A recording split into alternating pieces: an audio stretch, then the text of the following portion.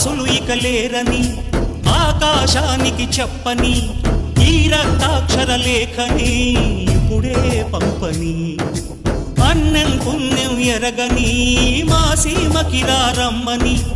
ఆహ్వానం అందించని మెరిసే చూపుని